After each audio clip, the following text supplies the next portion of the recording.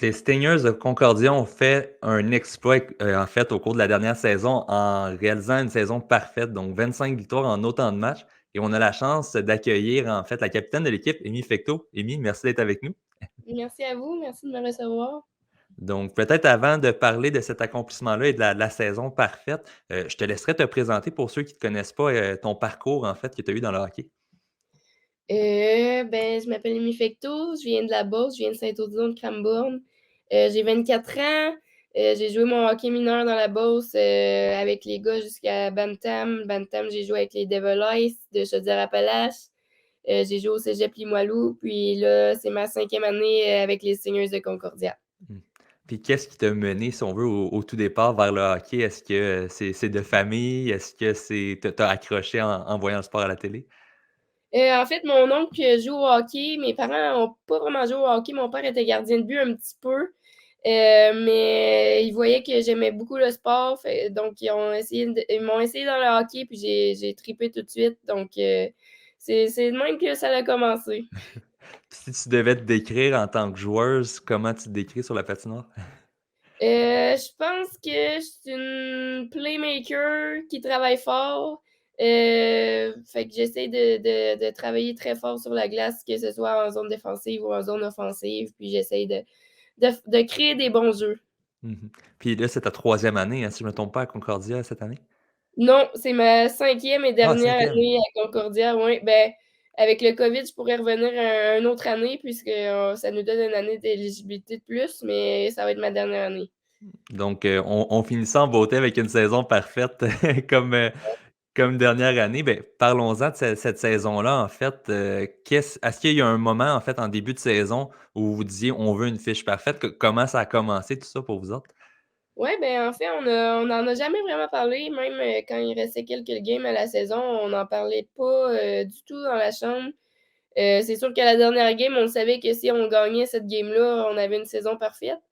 Mais ça n'a jamais vraiment été un sujet de discussion dans la chambre. On voulait juste arriver prête pour avoir une bonne saison parce que ça avait terminé sur une, dure, de défaite la saison passée. Donc, je pense qu'on s'est tous entraînés fort puis on est arrivés prêtes pour la saison. Donc, il y a même pas un moment, exemple, peut-être après une quinzaine de matchs où là, on commence à y penser un petit peu, veut pas, à se dire: «Hey, on pourrait faire ça, on pourrait finir 25-0». Ben, même pas parce que nos coachs, nous font vraiment, penser au moment présent, un chiffre à la fois, une game à la fois. Donc, non, ça a pas vraiment trop, été dans nos têtes, ouais. Mmh.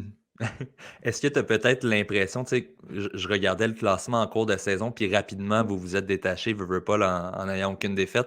Donc, votre premier rang est assuré depuis quand même un petit bout, là. Est-ce que tu as l'impression peut-être que, sans vous en rendre compte, mais le fait de continuer à gagner, puis de peut-être avoir la chance de faire une fiche de 25-0, ça a aidé en fin de saison pour rester, si on veut, vraiment focus malgré le fait que votre premier rang était déjà acquis?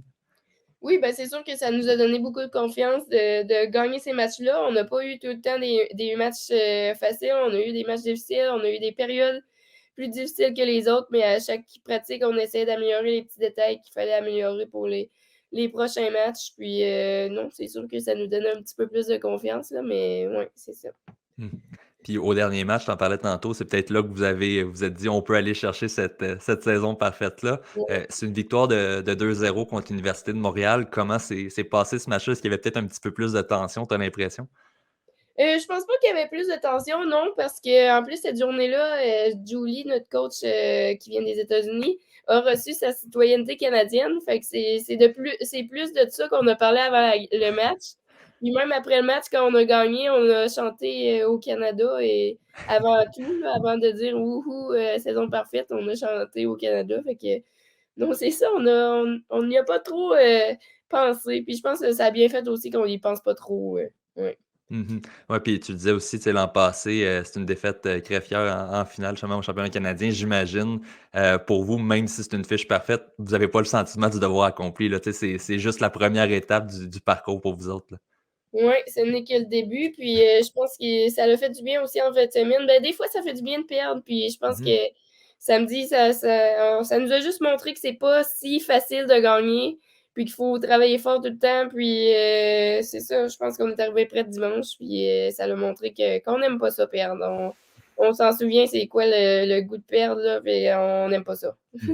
Ouais, beh, pour ceux qui ont peut-être pas eu la chance de voir vos matchs le week-end, effectivement, comme tu le dis, c'était une série de 2-3 donc au 1er tour, et là, on donc une première victoire suivie d'une défaite, première de l'année et vous répondez le lendemain avec une victoire de 13-0 donc il y avait pas de doute, là, vous alliez en finale, vous vouliez y aller.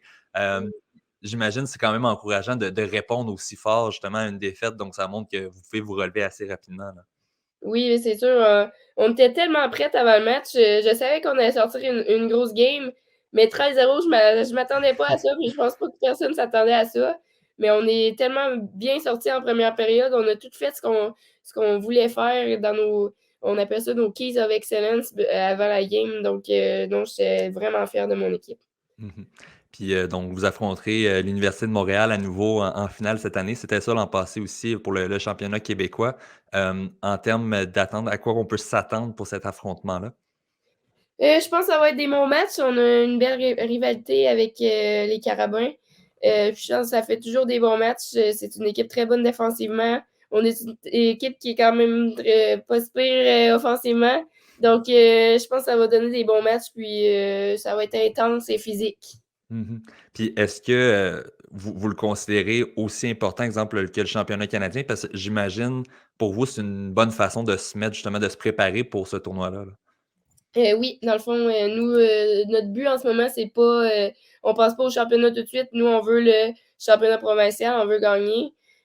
Puis ça a été ça notre mindset depuis le début de l'année, c'est trust the process, comme dirait Mmh. Julie. Fait que non, ça fait partie du processus de la saison, puis c'est ça, on pense à ça avant de penser au championnat. Mmh. Ouais, tu pas mal répondu, mais je te pose quand même et je me doute de ta réponse, mais Ouais, j'imagine pour la fin de saison, vos objectifs, c'est de gagner, tout simplement de gagner les 2 titres. exactement, on est là pour gagner, oui. Sinon, sur le plan personnel, donc tu le disais, c'est ta 5e année avec l'organisation. À quoi qu'est-ce qui t'attend par la suite? Donc je sais que tu dois avoir vraiment le focus sur ce qui s'en vient, les 2 compétitions, mais est-ce que tu as déjà pensé un peu à ce que tu veux faire pour la suite? Oui, ben, c'est sûr que j'aimerais jouer dans la ligue professionnelle, dès l'année prochaine, là. J'ai un agent qui s'occupe de ça pour moi, là, puis ça fait bien, parce que ça me tenterait pas trop de penser à ça. Ça, je pense que ça me créerait plus de stress qu'il faut.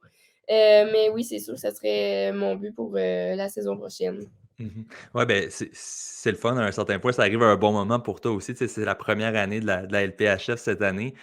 Comment tu as pris justement cette nouvelle-là, la nouvelle création d'une ligue professionnelle? Est-ce que tu avais peut-être des doutes dans les dernières années de ce qui s'enlignait pour toi avant qu'on ait la confirmation d'une ligue? Oui, ben, c'est sûr qu'au début de ma carrière universitaire, je savais pas qu'est-ce que j'allais faire après le hockey. Ben, c'est sûr que j'étudie en enseignement, donc j'aurais pu devenir prof tout de suite, mais j'étais vraiment excitée à savoir qu'elle allait avoir une ligue professionnelle, puis je suis tellement fière de tous ceux qui ont travaillé fort pour, créer cette ligue-là, puis je suis entièrement, on dit grateful en anglais, Mmh. je perds mes mots en français, là, j'enseigne en anglais de ce temps-ci, fait que je sais plus trop quoi dire. Mais ouais, merci à tous ceux qui ont travaillé fort pour, créer cette ligue-là, mais je suis vraiment excitée, oui. Mmh. Donc c'est ça, comme tu disais, tu as une option pour une 6e année en raison de la COVID, mais pour toi, c'est tu prévois te commit, si on veut, pour le repêchage à ce moment-là pour cette année-là? Oui, ben, je finis mon bac cette année. Je suis dans mes stages finaux en ce moment, justement. J'enseigne à l'école secondaire Saint-Luc, les secondaires 3-4. Mais ouais, je pense que je suis rendue là dans ma carrière de hockey, puis j'aimerais, sauter au prochain niveau. J'aimerais bien ça. Mmh. J'aimerais peut-être, terminer notre entretien. En fait, on a un segment tir de barrage, donc c'est 12 questions très rapides. OK, Je te les pose, tu réponds, avec la première réponse qui te vient en tête, c'est 12 questions. Donc parfait. tu es prête? Ouais, ouais, ouais. Donc je commence ça, ton idole en grandissant? Marie-Philippe Poulin. Marie-Philippe Poulin, c'est pas nécessairement surpris de la Ouais, réponse. Beauce Run, la Beauce. Ton joueur préféré actuellement dans la Ligue nationale de hockey? Sidney Crosby. OK. Ton logo préféré d'une équipe de la LNH? Ben, là, je suis vendue les Canadiens, fait que je vais dire les Canadiens. Ton moment préféré dans l'histoire du hockey? Quand, les jeux olympiques, de 2010, je vais m'en rappeler toute ma vie, c'était bon. C'était Mmh. c'était le fun à regarder. Ton bâton de hockey préféré? Les Bauer Hyperlight, ça va bien. Ta couleur de Gatorade préférée? Jaune, Jaune. Ton Go surnom dans la CFO. chambre? M. M. La joueuse la plus drôle que tu as côtoyée dans un vestiaire? Une drôle de question. Je dirais Chloé Gendreau dans mon équipe en ce moment, elle est pas mal mêlée, mais on trouve ça bien drôle. La ville où tu aimerais habiter un jour? Ben, c'est sûr que j'aimerais retourner en Beauce si j'habite pas en Beauce, je vais avoir un chalet en Beauce, c'est sûr. Ton repas préféré un jour de match? Du spaghetti. Spaghetti. Ton sport préféré à part le hockey? C'est dur parce que je joue à plusieurs, mais je vais dire le deck hockey.